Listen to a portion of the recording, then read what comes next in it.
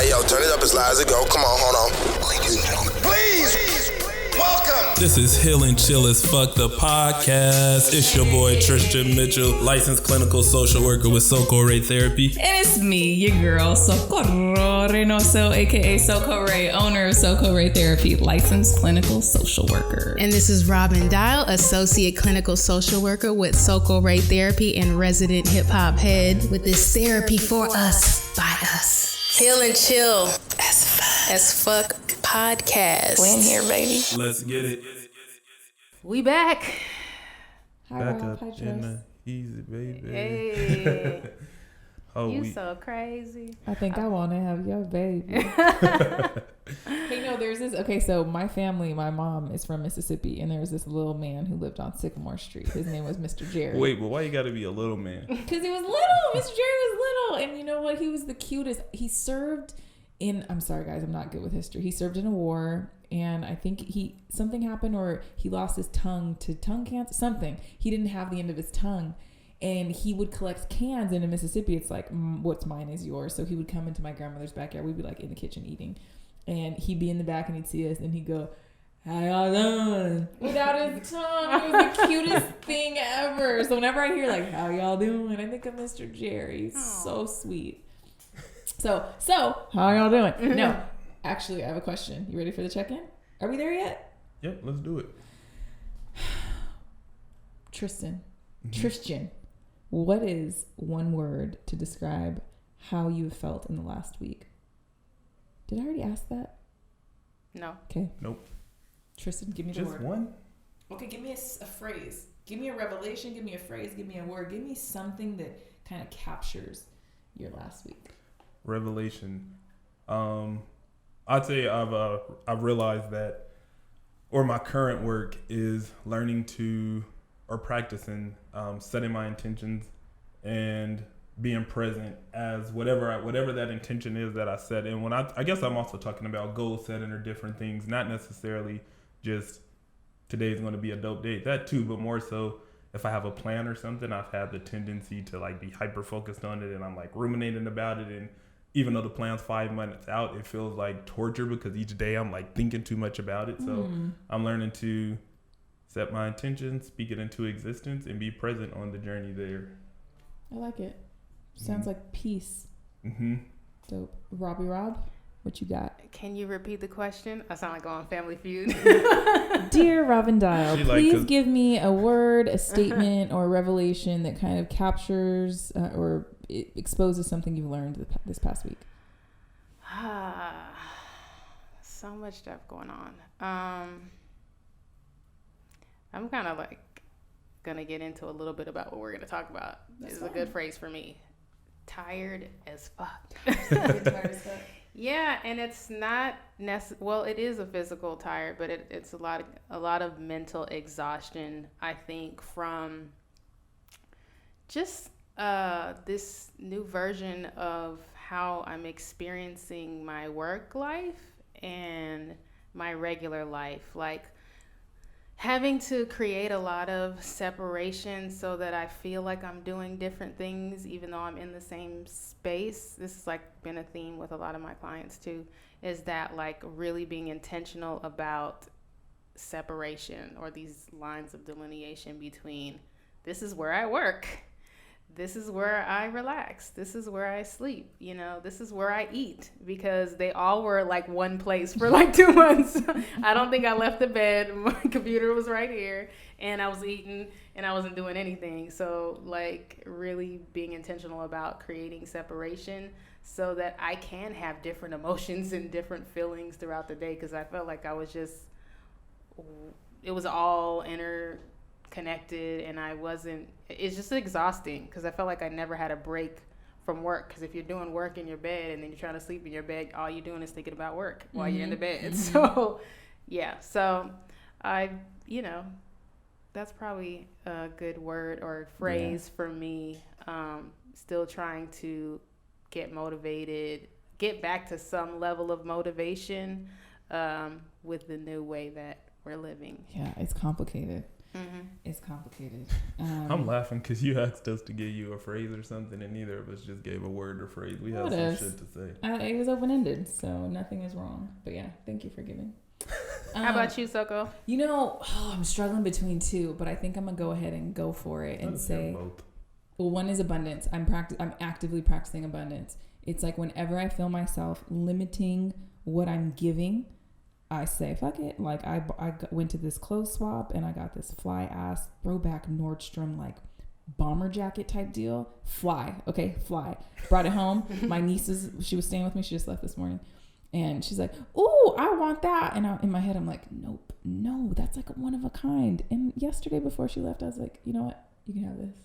Because like me holding it is me telling myself I won't get anything as good, and I have to hold. I'm not living like that no more. That's good.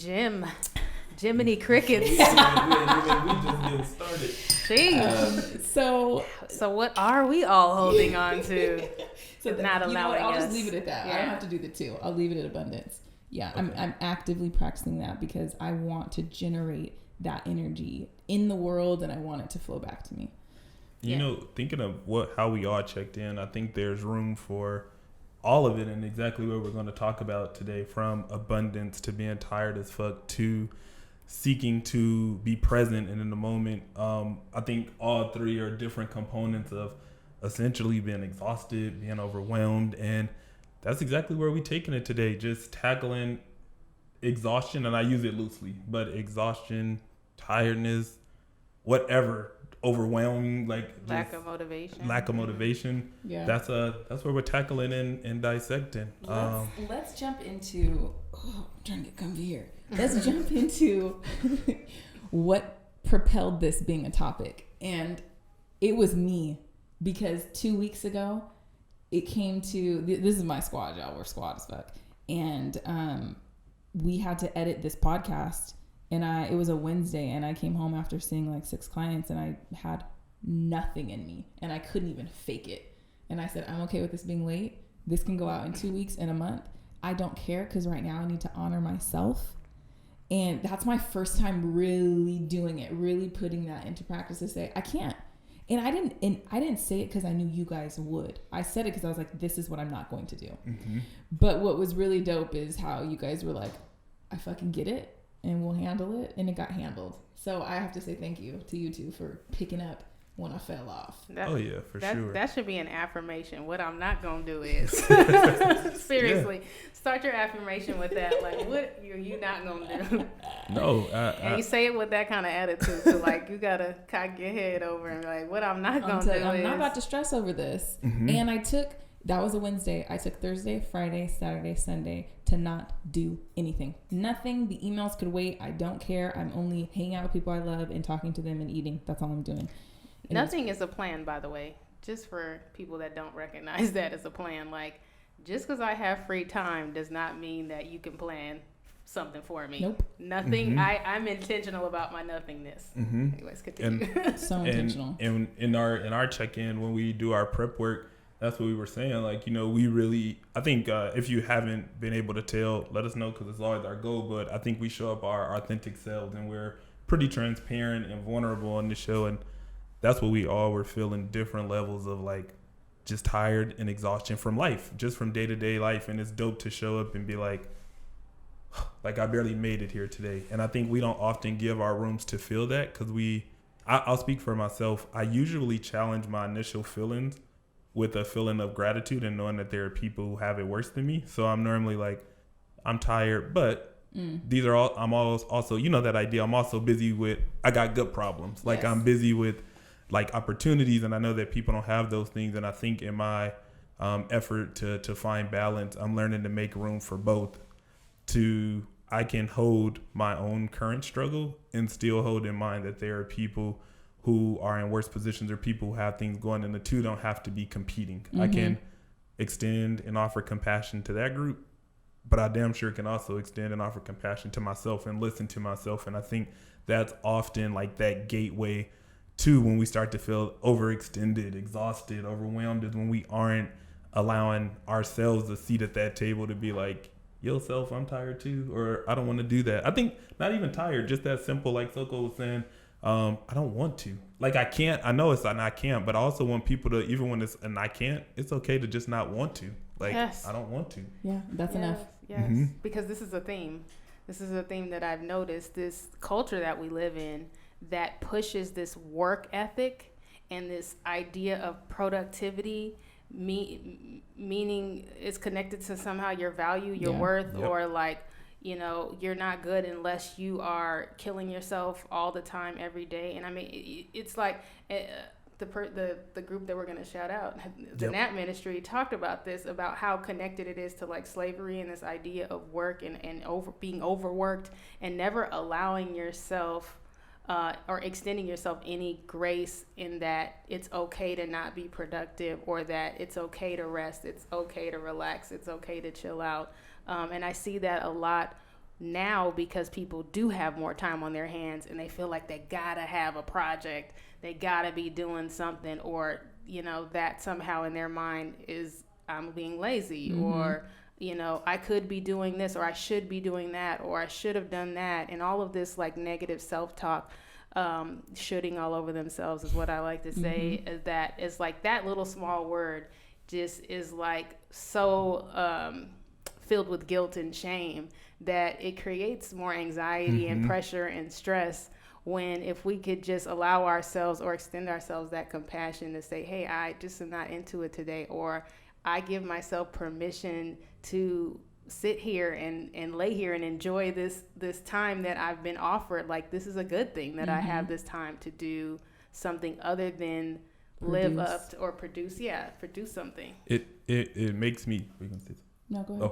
It makes me think of this article I read a long ass time ago, but it ultimately just spoke to the idea that the 40-hour work week and how it's tied with like capitalism and all these things. But it was pretty much saying 40 hours is a long ass time to work. It's 24 hours in a day. To work 40 hours these 5 days mean you're working 8, assuming you got the 8 of sleep.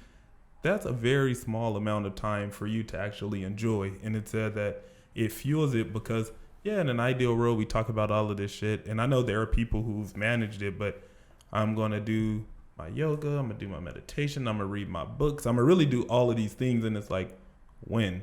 In the like little bit of time you have after work, in the small weekend you have. And then because we are consumed with work all week, by the time the weekend comes, we feel like we have to do something. Like, I got to make this poppin'. And we show up to events we didn't really want to go to. We were really tired, but we pushed ourselves because I better make the most of the weekend. And it was just saying how it all fuels one another, and we never really have time for the things that really serve us. And of course, I think that's our default. So it's learning to make time and room for the things that do serve us, and to learn to say no, learn to grant yourself that permission to not go to that obligatory event simply because you don't want to, or even explore why does it feel obligatory? Like, why do I feel like I have to do this? And granting yourself that permission not to, granting yourself that permission to live fully. And in Soko's words of shit that serves you, like really sitting with self long enough to figure out, how is going to this event going to serve me? How is doing this task right now going to serve me?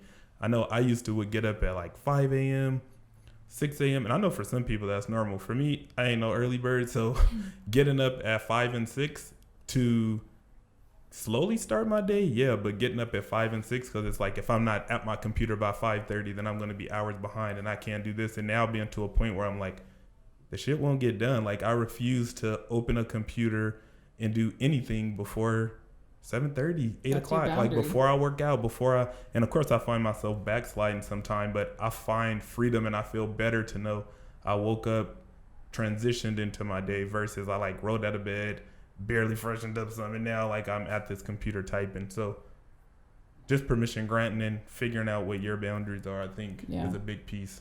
And I think we have to take into consideration the time that we're living in. And I was just talking to Rob about this. We haven't gone on a vacation, right? Like, I went to Mississippi in May. We're going to Palm Springs this weekend. But it's not normal. Like, usually during summer, there's extended days where you're gone, where you're intentionally unattached to work.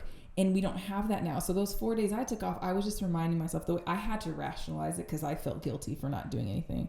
I just had to tell myself, like, no, Socorro, what you're doing is you're building in your vacation. You're like finding balance here. And like, this is okay to live slow. And look at the things you are doing when you are not working. You're connecting, you're hosting people, you're feeding. I'm able to be thoughtful. I'm able to be with myself. In therapy, we have a lot of clients who are like, I don't actually know what I like. I don't actually know who I am.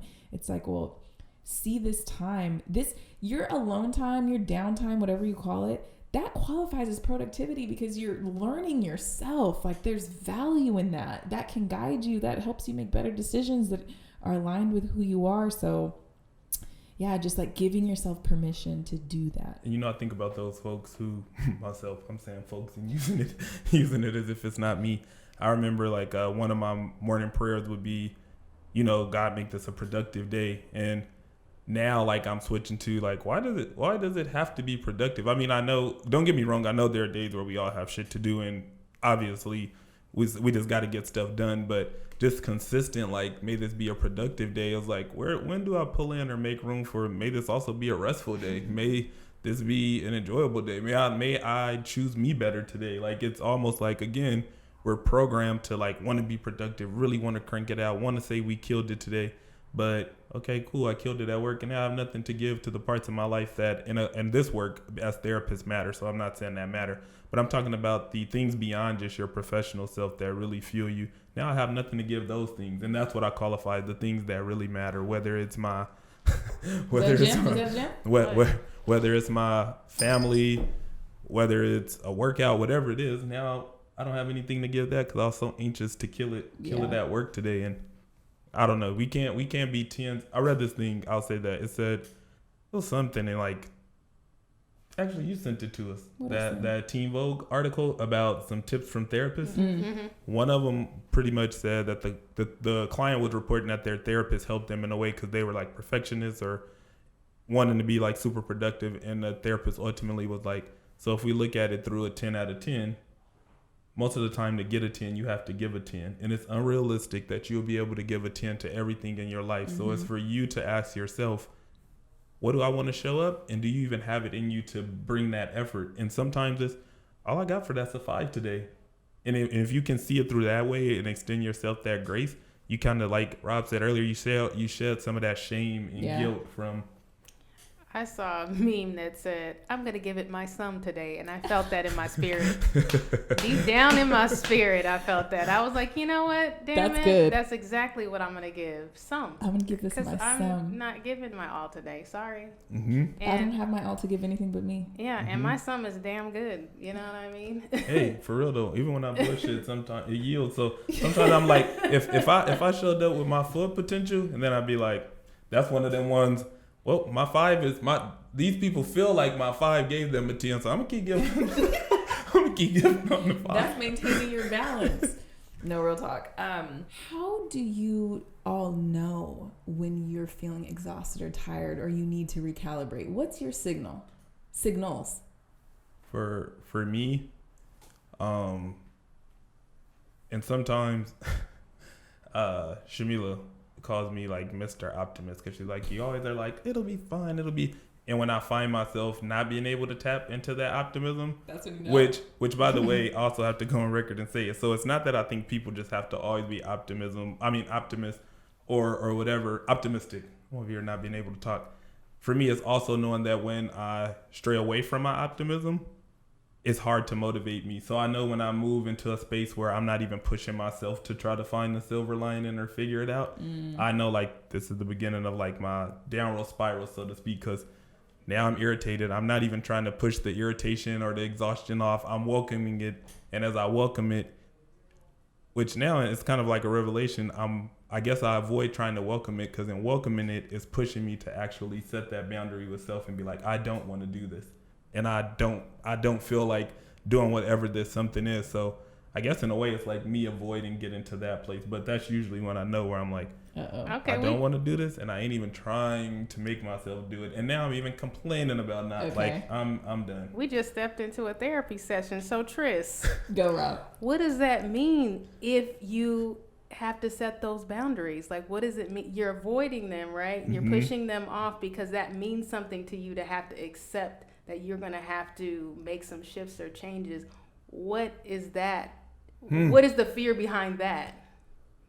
Damn, Rob, look at you over here psychoanalyzing. but that's her but, steez. but you know, no. I welcome and receive the question, and thanks for challenging me on that. I guess I'd have to say, depending on what it is, it may be one. In these past few years, I've not accepted in the way I want to live there, but I've been able to acknowledge and accept I can be avoidant as fuck.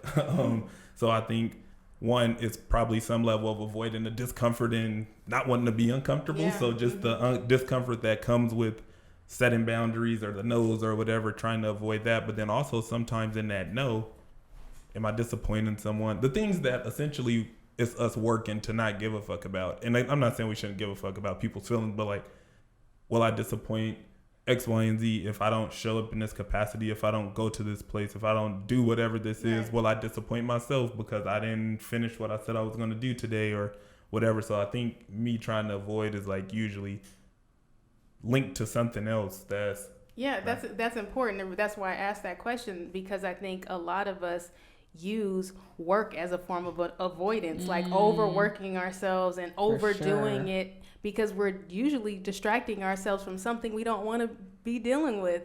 And it's not always just about, high levels of productivity and this is what we're supposed to do. But sometimes we create exhaustion for ourselves because we are not interested in addressing some other things that might be happening. And some sort of distress that comes from other people outside of us. You know what I mean? Mm-hmm. That's good. No, So, for sure. Rob. Oh, can I just call you Robbie? Sure. That's kind of cute. Robbie, how do you know when you're like reaching a point? For me, I have a lot of physical issues. I actually physically get sick when I have reached my point of exhaustion or stress. I typically have a lot of acid reflux because I carry my tension in my stomach. And that's how I know, because I'll start to feel a lot of discomfort. I'll notice that my shoulders are up in my ears like this, and I have to keep catching myself and like telling myself to relax. I can feel I'm bracing myself. That's how I know like I'm overworked, I'm stressed out, and that this exhaustion, if it's not already here, it's coming, because it's just like a person who works out. Like, you don't feel the soreness and pain until after you've like kind of relaxed and laid down.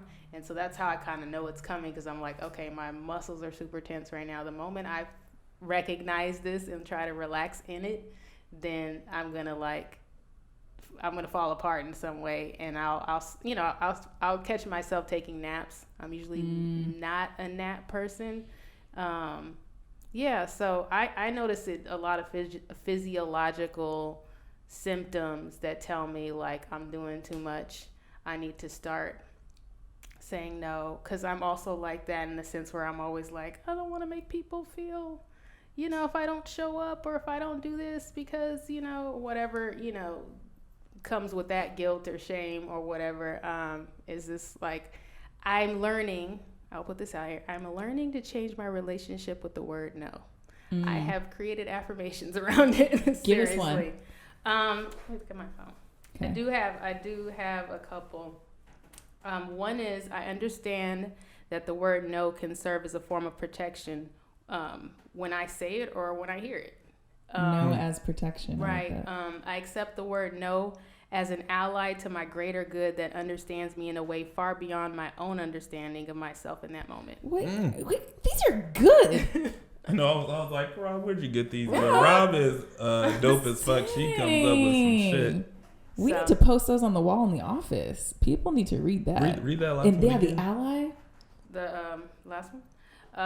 Or the second one, I think. The second one, I accept the word no as an ally to my greater good that understands me in a way far beyond my own understanding of myself in that moment. Mm-hmm. Drop a gem. Cheers. It's raining gems. Hallelujah! It's raining gems. Give her That was good. Give her the whole hat. That's good. For me, I'm trying to think of my telltale. I know, so I meditate every morning, and I focus first on how my body feels. And it's typically in the morning. It's after coffee that I meditate, and so there's like a thumping. So that's normal. I don't read that as like anxious or exhausted anymore. But what I noticed that in the past month, all my thoughts are work related, all of them. There's not a single automatic thought during meditation that is not work related. And that's how I knew, like, okay, you're out of balance. And it's a trip because I used to measure whether my exhaustion used to be predicted. I would look at my work week and be like, oh, this week's going to be a tough week. But now I don't work as much anymore. But when I am at it, it's intense. I'm a therapist. So 6 to 8 hours a day, I'm sitting across from a client, fully engaged and present. And then when I'm not doing that, I'm doing customer service stuff. I'm working on the website. I'm doing timesheets, like all of that. So it's consuming. And it's my first time only having one job too. Mm-hmm. So I know I'm exhausted because all of my thoughts are about one thing, and it's not a thing that is like about my soul. I want my thoughts to be about like revelations and like loving warm moments. Like I want to be recalling goodness or hoping for goodness. And it's not that. It's like planning and worrying and thinking. So that's it. And also when I broke down that Wednesday night, and that qualifies as a breakdown because I was on my couch crying. And I cried the next day too. It was this feeling of, I felt like from Monday to Wednesday, I had been just holding my breath. It felt like Wednesday was like, like I felt like I had been bound. Yeah. So that was my like, well, you got to do something different, sis. Those are my telltales. Those are my telltales.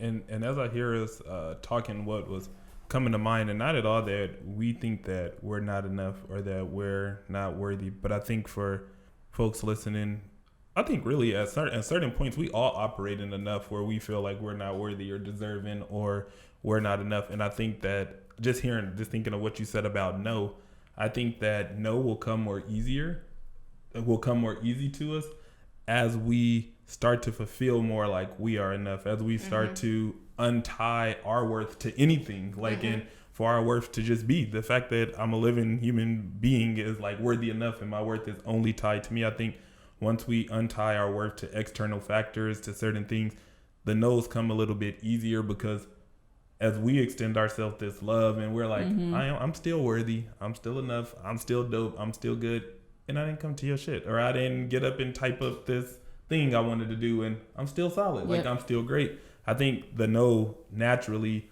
becomes easier. So I love affirmations and speaking life into ourselves and really giving ourselves, again, you'll hear me talk a lot through this particular piece about permission granting, because I really think that's what it is, us needing to grant ourselves the permission to say no, grant ourselves the permission to do the work that may lead to a no, grant ourselves permission to, and in my case, like I just shared, grant yourself permission to sit with the uncomfortable feelings associated with the no. And with time, hopefully that it becomes more comfortable to say no. And I think it's hard work. And of course, when you think about it, it's easier to be like, instead of sitting around feeling guilty all day, I'm going to just run out and go. Like, I'm going to just go, or I'm going to just do it. Like, I prefer that over beating myself up later or whatever. And it's like, well, in that avoidance, when do you learn to stop doing that? Because you're always going to keep sacrificing in an effort to run. How do you challenge the fear? And this is what I hear commonly when we talk about, encouraging people to give themselves permission to do these things. I hear a lot of people say the reason they don't give themselves permission is because they are afraid they're going to get comfortable not doing what they're supposed to be doing. Like it'll take them off track. Yeah, like it's a fear that I'm letting myself off the hook, or I'm letting myself slide, and if I make that a habit, that I'll never get anything done. What's a way to create balance with allowing ourselves to have that permission, but also reassure ourselves that we are doing, that this is all for the greater good, that you will get back to whatever it is that you need to do or take care of your responsibilities? And this can be argued, but I have found nothing to be better if I rush through it or to it. So I just allow like a natural speed and kind of just like this mentality of, if it's taking me longer, it's because I needed to gain and learn more before I could execute it in the most proper fashion. Like that's one way. Mm-hmm. And then I could be real rigid. I could be flexible, and I could also be very rigid. And when I have those kind of like real concrete fears, like, no, but I have to do this in 14 days, it's due, I will schedule time to decompress, and I'll schedule time to be productive. Okay. And I'll like be real meticulous about the planning of it. Like if it's me writing the first chapter of the book, that means there's a date with myself in my garage on my couch, and I'm going to bring a flower and make it like this kind of production where it feels like I'm caring for myself. It's scheduled and it's intentional. Okay. That's good. That's good. Thank you. I think for me, really, I'm still figuring it out, honestly, like facing, like you said, like what does it look like to face that fear? That was the like question, right? Like what does it look like, or what was the question? The question, it was just basically that some people fear giving themselves grace in a way that they feel like if I allow myself to slide or get away with not doing something, that I'm going to fall into some sort of pattern where I'm going to always let myself slide, and I'm eventually not going to take care of business. I think it's to approach it with a certain sense of self-awareness. I've even told clients, we all know when our no is because we don't have it in us versus when we're bullshitting. Like we know when it's a no versus I don't really feel like doing that. And of course we know how to frame it within the lens of like, I'm just taking a day. So I'm a big believer in that. If your discernment is in your sense of self-awareness is telling you that this no isn't, when I say real no, isn't really about this isn't serving me. This no is about this, I just don't have it to give right now. Rather, it's you scapegoating. I like to think you knew that, like you felt that along the way and you chose to continue to override it. So not that it's kind of like on you, because I know that's not helpful to be like it's a you thing, but I think it's you. Those are many opportunities to catch yourself. Yeah. When I find myself being like, I really don't want to do this, and it's a day where I know it's serving me, there's a peace that comes with that no. I'm not like, oh, so then when am I going to do it later? I don't care, because I'm like, I don't have it. Like, I don't have it. Like you said, you still had work to do. You had other things, but it was like, I don't have it. I don't have, like, no one, if as long as no one's going to die, like, I'm just not going to do it. I don't have it. And I think those moments resonate with me because I know they're true versus the one when I'm BSing and then I'm like anxiously trying to figure out my backup plan. I might as well just go and do it. Like my mind is already telling me this isn't a good idea. Like this isn't really this isn't really a good time to say no. Like you should figure it out. You may have it in you. So I try to just go in that way, and listen to that inner me that's either bullshitting Tristan or being real. Tristan's really tapped out. What about you? And I was gonna say, just kind of like relabeling or reframing this idea that when we decide that we're not going to do something in that moment, reframing it as more of a resistance and a self-care to things that create stress and anxiety in our lives. I think that if we are intentional, like you said, Soko, and in looking at these moments and these opportunities to say, this is my body or my mind telling me I need some self-care, and framing it in our mind that I'm taking care of self so that I can be the best at whatever it is I'm not doing right now in that moment as well. That we can, it doesn't sound like I'm letting myself slide. I'm sounding like I need to give myself something so that I can do this, as opposed to like I'm being lazy or this just will forget help the about cause. it. Right. So this little 10-minute nap is going to refresh me so that when I approach this project or whatever it is, it's getting a better version of me than the version of me trying to do it when I know I'm tired, when I know I just don't have it in me in this moment. So kind of relabeling it as a form of self-care. Yeah, I like that. I think that I know that a lot of us are experiencing exhaustion, and I think a lot of it has to do with the fact that we're expecting ourselves to be now like we were then. A lot of people are like waiting to come back to themselves, and it's kind of like we might need to ditch that idea because I think you're coming into the new self, and that's confusing and that's tiring, and we are all literally recreating the world right now. Like new rules, new ways, new thoughts, new everything, and it's exhausting. I read I'm reading I forget the title of it. It's a James Baldwin book. The Fire is sorry, James. I'm really sorry. It's disrespectful. But in it, he talks about how there's like between us, Black people, and what is for us, there's been a big, dark, nasty ass cloud. And I feel like all of us are kind of like dissecting the cloud, understanding the cloud, seeing how we can combat the cloud and move the cloud. And that's like spiritual work, that's mental work, that's physical work. We are working so much on so many fronts. And I know a lot of us too have like less of a bandwidth too. We think we're supposed to still be able to produce. And it's like, hey, I have news too. Like, we were driving ourselves into a craze before. And now we're learning that my bandwidth is actually this big for these kinds of things. And so, yeah, if you're continuing to think you can still do what you used to be able to do with a small bandwidth, you're going to be exhausted.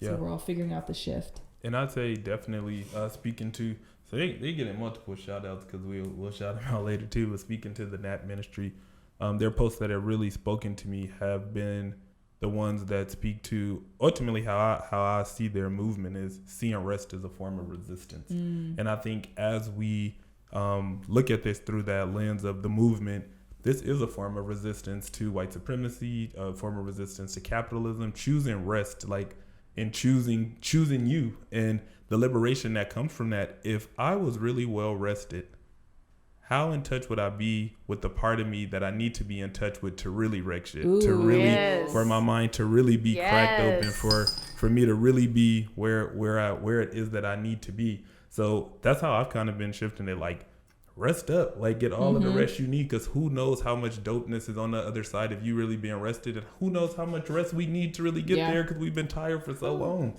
So I can relate to that. That's real. I can relate to that. Thank you for that. So I'll offer, I don't know, are we moving into like coping? Yeah. I know we talked a little bit about it. I know for me, and I always tell Rob this, when I'm out of balance, I'm like, it's because I fucking stopped working out again. Like, it never fails. When I fall off my workout game, I feel bad. I feel exhausted. So I'm back at it in the garage, getting after it. So just something for you all to remember. And it doesn't have to be intense. I'm learning that too. I don't have to, Equinox is closed, so I can't go there. But I don't have to work out for 2 hours and bust a sweat, and my clothes don't need to be drenched. I can actually go on a walk and listen to a podcast. I'm eating better now, so like the same intensity isn't required. So just making sure you move, you guys. We gotta keep our bodies right and physically fit, and it helps the mind as well. Yeah, absolutely. You got one? I think for me, it's what you said, like making sure still working out. I think it's resting. I think it's maintaining these boundaries. Professionally, I have my hands in a lot of pots, so it's easy to just be consumed the whole day. So being intentional about that can wait, or really also separating, again, not just the self-worth, but like carrying like the load for certain work things. I'm like, I'll do the best I can, but if certain things just don't happen, like I'm not owning that, and separating myself from that and being like, hey, if it comes between me and the job, I'm choosing me. I think just some of those reminders and self-talk. And I also realize for me in particular, I'd say my meditation comes in the form of prayer. And when I distance myself, which usually is because of work, I'm so busy that I stray away from praying, all different parts of my life start to fall apart, and my mood changes, how I interact with other changes, the energy that's brought to me, it all just changes. So for me, I just need to connect with things that bring me joy. That's how I kind of rebalance and recenter myself. There's a lot of things that I love to do actively, like those who know me, I love karaoke, and I love to go bowling. I like to do all those things, but can't do it. Outside is shut down. So I have to find other things that I can do. Getting back into my creative spirits and working on my rugs and my little hip hop rugs I like to make, and just finding little spots of joy that I can incorporate into my life on a daily basis. I watched Coming to America twice already on the last couple of days because that's like the best movie of all time. So that's how I kind of rebalance myself and get back into the mind of being present and enjoying what's happening right now in the moment. Something that I love helps to balance out that stress. And I think I'd say for those who aren't familiar, or how in a way we were kind of able to give answers to these questions, I probably argue it's also because the work we do professionally and the work we've done therapeutically has probably created a certain sense of self-awareness, a certain sense of self-discovery to allow for us to kind of know ourselves in this way. So if for the audience out there listening, if you haven't, then we invite you to start your work and to start your healing journey, and to start learning what your limits are and what does and doesn't serve you, and how to unlearn what isn't serving you. So this is also a great way to invite you into this space and for you to know therapy isn't just about some heavy diagnosis. Yeah, for those who have mental health diagnosis, yes, of course, but it's not about that. Life doesn't have to be falling apart. You may just realize I'm tired more than I want to be, and how can I learn to manage this a little bit better? Therapy is the place for that. So big and small, I think this is an example of a way in which therapy is extremely useful, but people wouldn't even think to go to a therapist about, because they often think big, like mental health crisis, life is in shambles. But you can just come to learn, how do I tap into rest better, whatever rest is, from a nap to choosing me. How do I learn to unlearn the shit that isn't serving me so that I can be my fullest self and at my fullest capacity? Yeah. Pretty soon we're going to start raffling off some therapy sessions for those of you who aren't sure or maybe don't have the funds. We're going to have you come in maybe once or twice just to give you a little taste of what it's like. The questions that you're asked in therapy are questions that you're not going to be asked anywhere else. And it's really going to send you into a place of like wondering more about yourself and answering more about yourself and learning more about yourself. And it's so worth it. It's so worth it to make sure your cup is full. So You want to shout out? Let's you got it. You go ahead. We've shouted them out through this. And Tristan, We've shouted them out stay through on this. this And, IG. I know this is The nap ministry. It's life changing. And typically we shout out a therapist, and I could be wrong, and perhaps the person who runs the page is a therapist. We don't know, but the shit's therapeutic, so it qualifies as shout outable. Yes, yes. the nap ministry. I'll end with something from the nap ministry that they posted, and I hope that everybody follows this. If you're able to safely do so right now, go lay down, go rest your eyes, go daydream, slow down. The nap ministry. Oh, daydreaming. I love to daydream. Go do that right now. Choose you. Ooh. And we'll love to hear about how you chose you, what this conversation sparked for you. So as we sign off, y'all sign on to IG and hit us on our page, Heal and Chill AF. Go. Peace out. This has been an Inclusive Media Podcast Studios production.